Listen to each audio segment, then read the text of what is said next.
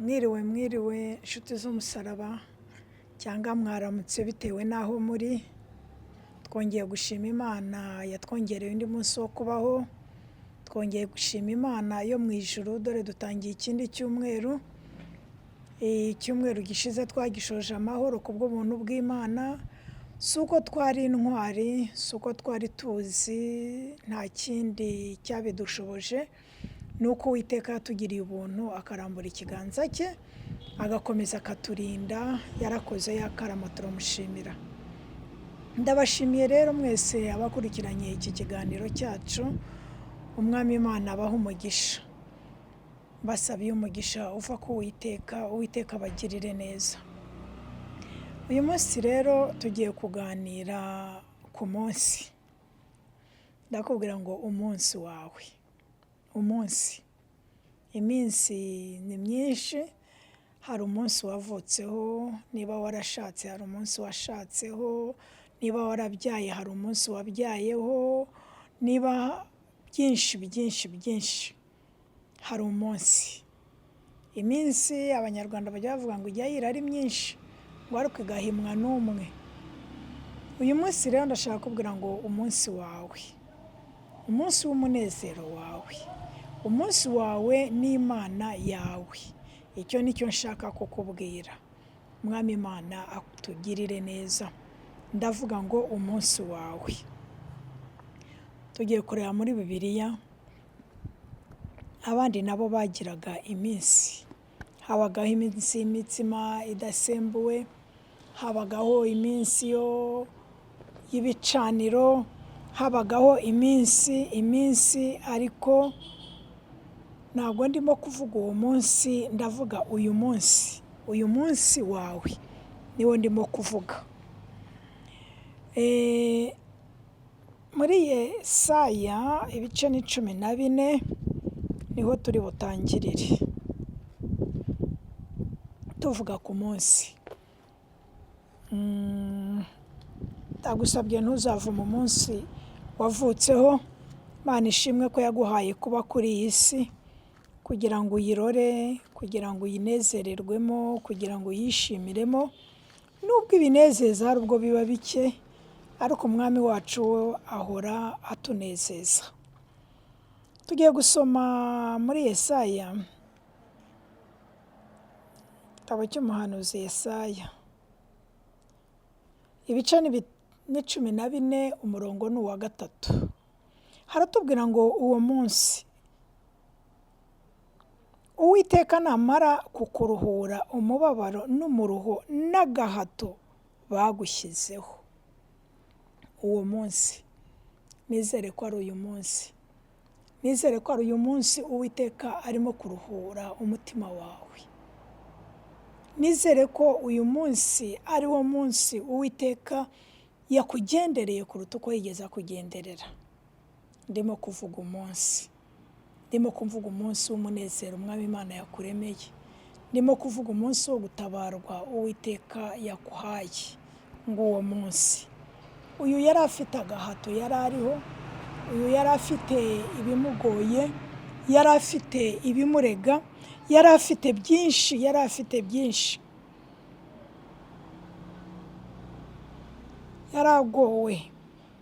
yaragowe atamerewe neza. Ariko arabwirwa ngo uwo munsi, kuri uwo munsi, nko kuri uyu munsi nyine, nk'uko kuri uyu munsi natwe tugirirwa neza n'Uwiteka, aravuga ngo uwo munsi Uwiteka namara kukuruhura umubabaro, namara kukuruhura umubabaro n'umuruho n'agahato bagushyizeho, ngo umwami w'i Babuloni uzamukine ku mubyimba, uterega umunyagahato ashizeho. Uwo munsi, uyu munsi Uwiteka yiteguye kukugirira neza, nshuti y'umusaraba. Ndakubwira ngo habaye iminsi, ariko uyu munsi Uwiteka akugirira ubuntu. Impamvu nkubwira umunsi rero, ni uko n'ababanje bahuye n'iminsi, bagahura n'iminsi igoye, bagahura n'iminsi ibabaje, bagahura n'iminsi iruhije, ariko iyo minsi yose igahimwa n'umunsi umwe. Igahimwa n'umunsi umwe, ibintu bikakugora, ibintu bikakudidanira, ibintu bikakubuza amahoro, ariko hakagira umunsi umwe ugatabarwa. Birashoboka ko nawe ari wo munsi wawe wo guhumurizwa. Birashoboka ko nawe uyu ari wo munsi wawe wo gutabarwa. Birashoboka ko nawe uyu ari wo munsi wawe wo kugirirwa neza n'Imana. Nshuti y'umusaraba, uwampa uyu munsi ukakubera umunsi w'amahoro, ukakubera umunsi w'umunezero, ukakubera umunsi w'ibyishimo, ukakubera umunsi mwiza. Ndavuga ku munsi mwiza. Igitabo cy'Abacamanza, kanacyo turebeho gakeya. Igitabo cy'Abacamanza mu bice 4. Mu bice 4 umurongo wa 23 haratubwira umunsi. Turimo kuvuga umunsi. Haravuga ngo uwo munsi Uwiteka acogoza Yabini. Kubera ko Yabini yari abamereye nabi, niba iyo nkuru muyizi, Yabini yari abamereye nabi, Yabini yari yarabazengereje. Bukeye umugore witwa Debora ngo abwira Baraki ati haguruka, igihe kirageze ko Uwiteka aturengera, akadukuraho agahato ka Yabini, akadukuraho uburetwa bwa Yabini, akadukuraho kunanizwa na Yabini. Haguruka. Ariko Baraki aramubwira atoya we, ati Debora we, ati kugenda nagenda ariko nitutajyana ntaho njya.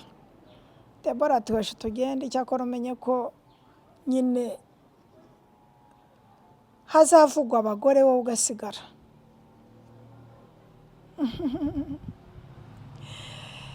Nuko Debora rero ngo abwira Baraki, umurongo wa 14 ibice 4, ngo Debora abwira Baraki ati haguruka, kuko uyu munsi ari wo Uwiteka akugabijeho Sisera. Mbese Uwiteka si we ukugiye imbere? Wamu Uwiteka akakujya imbere nawe uyu munsi. Baraki we ntiyabyumvaga, ntiyabyakiraga, ariko aragenda.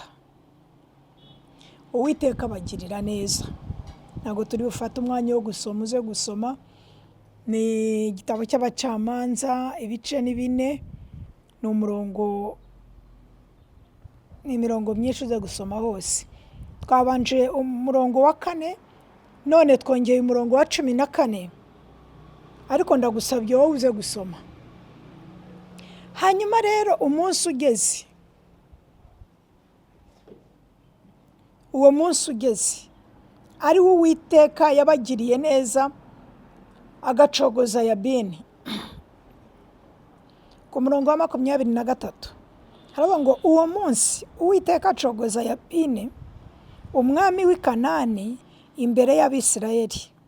Nuko Abisirayeli bariyongeranya bagira amaboko, banesha Yabini. Uwiteka amaze kumucogoza.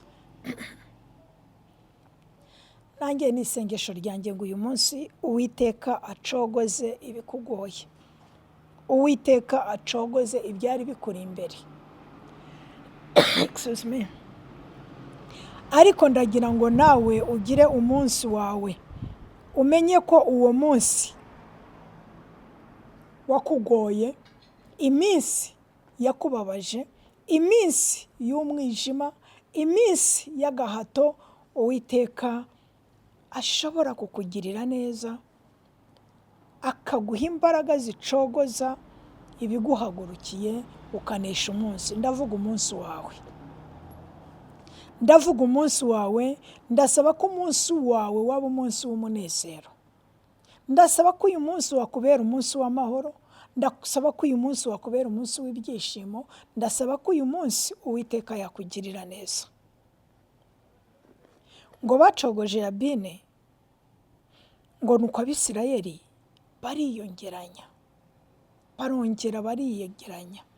Ukomeje ku bice 5 yaravuga ngo uwo munsi ndimo kuvuga umunsi inshuti, nawe uvuga uti uyu munsi, uyu ni umunsi wanjye, uyu ni umunsi w'amahoro yanjye, uyu ni umunsi w'umunezero wanjye, uyu munsi. Ngo uwo munsi Debora na Baraki mwene Abinowamu bararirimba bati, bararirimba uwo munsi. Uyu munsi nawe Imana yaguha indirimbo.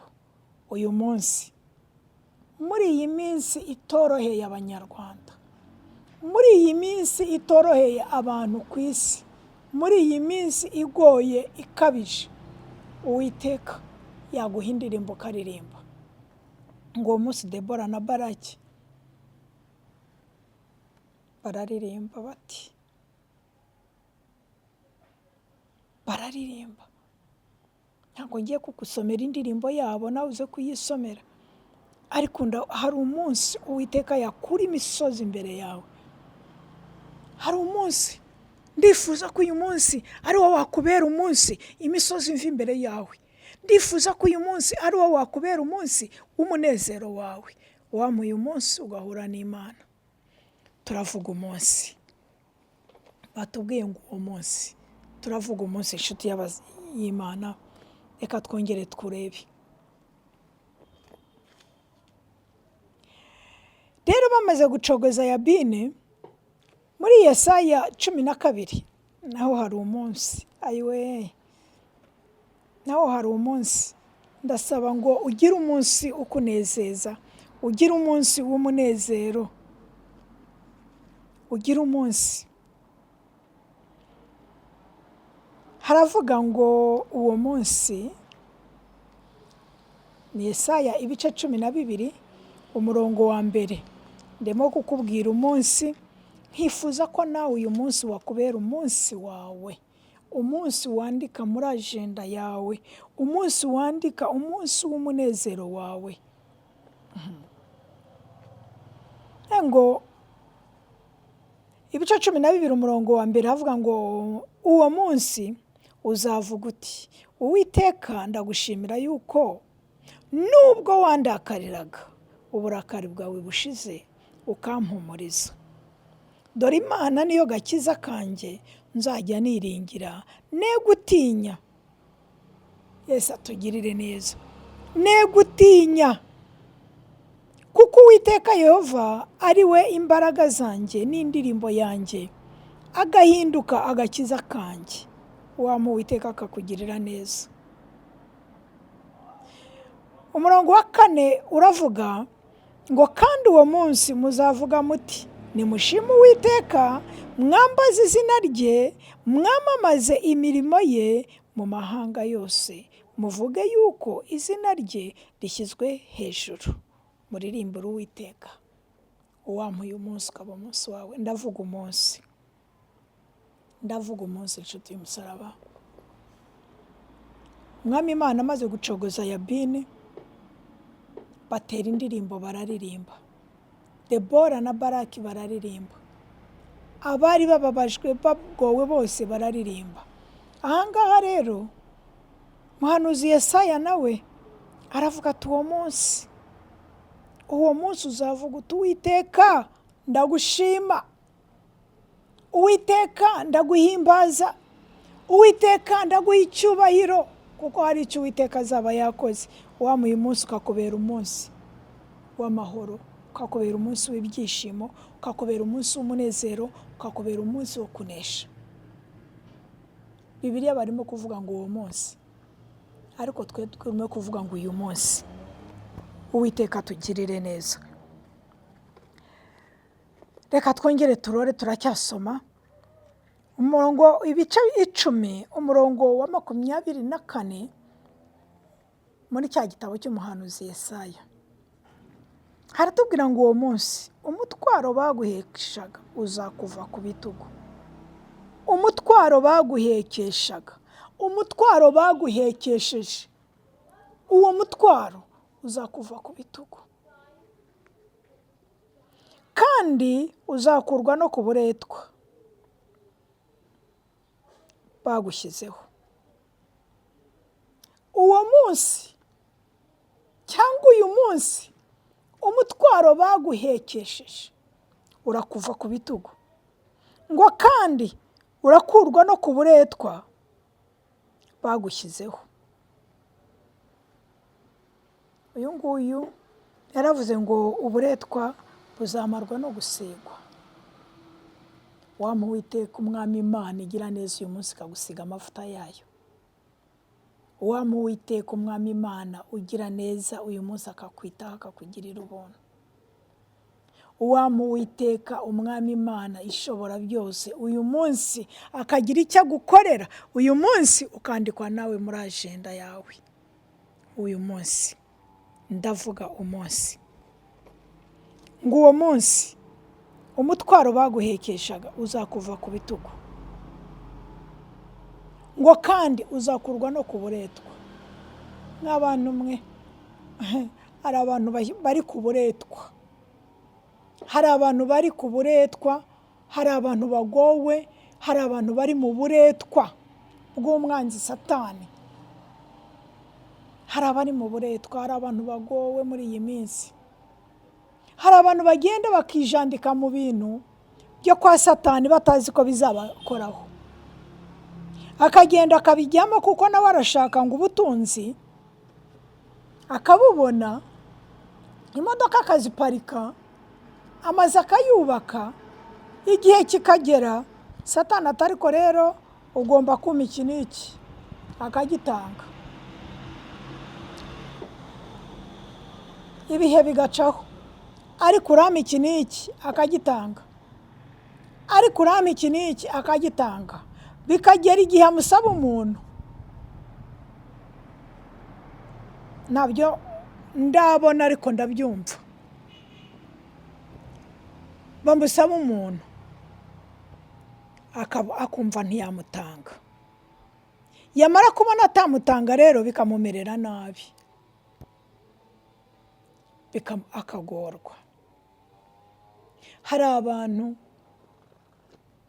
ntabwo yenda yajya kuri televiziyo ngo akubwire ngo ngewe bari bagiye kuntamba cyangwa ngewe byagendekeye bitya, ariko iyo mwicaranye akakubwira ati he byagenze bitya, uzi ko kanaka njya gushwana nawe byari byagenze bitya, uzi ko yari agiye kuntanga. Ntabwo nabibonye ariko narabyumvise. Ntabwo ari ibyo, reka tuvuge ibyo tubonesha amaso yacu. Umuntu arakubwira ati nsengera nyingingira Imana, iki n'iki cyarananiye, nisanga nanjye naguye mu busambanyi, ntabwo mbikunda, ngisangamo. Ubwo ni uburetwa, ubwo ni uburetwa. Wampa Uwiteka akagusiga amavuta ye ukava muri ubwo buretwa, ubwo ni uburetwa. Uyu murongo rero uratubwiye ngo uwo munsi umutwaro baguhekeshaga uzakuva ku bitugu, kandi uzakurwa no ku buretwa, uburetwa buzamarwa no gusiga. Uwampa Uwiteka akakugirira neza, uwampa Uwiteka Umwami Imana igira neza akakugirira neza, akagukura kuri ubwo buretwa bw'umwanzi. Namara kubugukuraho rero nshuti y'umusaraba, namara kugukura kuri ubwo buretwa, wagizwe umuretwa w'ibyaha ukagirwa umuretwa, ntabwo mbizi uko nabisobanura, ariko ubibamo arabizi. Uwo munsi rero numara kubukurwaho nawe ubwo buretwa, uwo mwanzi wawe uzamukine ku mubyimba, uzamubwira uti urubori rwawe rurihe. Yesu atugirire neza. Reka twongere dusome undi murongo umwe hanyuma dusoze.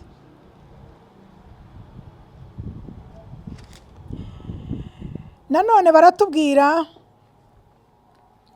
ni muri ba bahanuzi bato, Amosi ibice ni 9 umurongo ni uwa 11.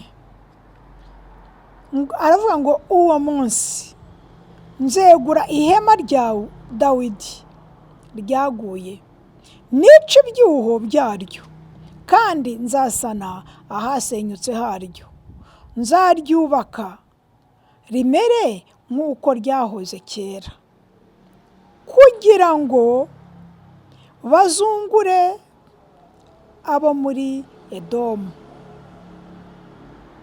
basigaye, kugira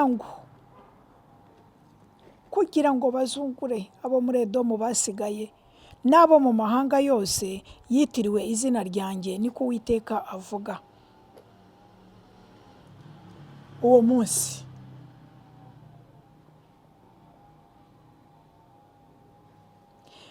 ngo dore iminsi izaza, niko Uwiteka avuga, umuhinzi azakurikirana n'umusaruzi, n'umwenzi w'imizabibu azakurikirana n'ubiba imbuto. Bigaragara ko hari iminsi y'amahoro bavuye muri bya bibazo byose. Uwampa nawe uyu munsi ukaba umunsi wawe. Iyo minsi noneho si umwe, ni iminsi. Muri iyo minsi nigera, umuhinzi azakurikirana n'umusaruzi. Umuntu azaba ajya guhinga ariko n'ujya gusarura ahari. Umwenzi wa vino azaba ahari, n'ujya gutera imbuto nawe azaba ahari. Kubera iki? Kubera ko uburetwa buzaba bwabakuweho, agahato bagakuweho, umunsi wo gukurwa agahato wageze, hanyuma habeho iminsi y'amahoro n'umunezero, habeho iminsi yo gushimira Imana. Yesu atugirire neza. Nakubwiraga ngo nawe uyu munsi ushobora kuba umunsi wawe. Ngusomeye ibyanditswe byinshi bikwereka ko hari abanyuze muri byinshi ariko bakagirirwa neza, bakagira umunsi wo gukurwaho uburetwa. Umunsi wo gukurwaho uburetwa, kandi uburetwa n'agahato bakabikurwaho no gusigwa n'Imana. Ndagusaba ko wakwegera Imana kugira ngo nawe uyu munsi ukubere umunsi w'amahoro, ukubera umunsi w'umunezero, ukurwe muri bwa buretwa ntazi ubwo ari bwo ariko ukuriho.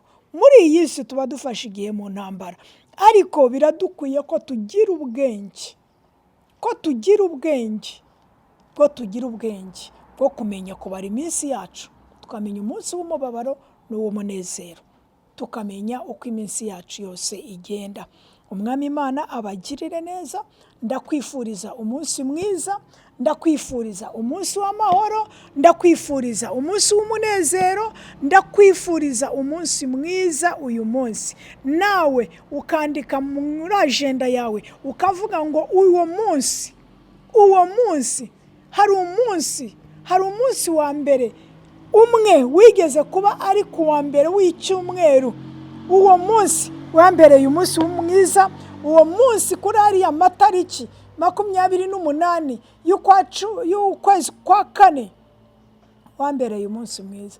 Nk'uko ujya wibuka umunsi wawe ukavuga uti tariki 19, tariki 14 z'ukwa cyenda, uwo munsi nibwo naje ku isi. Ukavuga uti itariki 4 z'ukwa kangahe nibwo naje ku isi. Itariki 10 zingahe nibwo nahuye na Kristo. Itariki 6 nibwo Kristo yangendereye. Hakabaho umunsi. Ndavuga umunsi, kandi ndagusaba ko nawe wagira umunsi ukubera umunsi w'amahoro, ukubera umunsi w'umunezero, ukubera umunsi w'ibyishimo, umunsi wo gukurwa ku gahato. Reka dushime Imana. Ndagushimye Data wera ikiranuka kubw'uyu munsi mwiza waduhaye, kandi nguhaye icyubahiro kubw'ijambo ryawe. Ndasenze Mwami nyir'icyubahiro, nk'uko uburetwa babukuweho no gusigwa, ndasenze ngo usige abana bawe amavuta yo byishimo, kugira ngo uyu munsi nyir'icyubahiro nabo ubabere umunsi mwiza. Urakoze Papa. Reka ishimwe n'ikuzo n'icyubahiro bihabwe gusa, ni mu izina ryawe ryera Kristo mwiza turasenze. Amen. Amahoro y'Imana abane namwe.